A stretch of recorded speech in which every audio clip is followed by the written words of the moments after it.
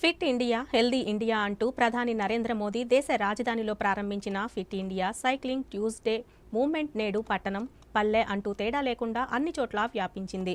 ప్రతి ఒక్కరూ తమ ఆరోగ్యాన్ని కాపాడుకోవడం అనేది తమ కనీస బాధ్యత అన్న లక్ష్యంతో మొదలుపెట్టిన ఈ ఉద్యమం పార్వతీపురం మన్యం జిల్లా కేంద్రంలో మంగళవారం నిర్వహించారు.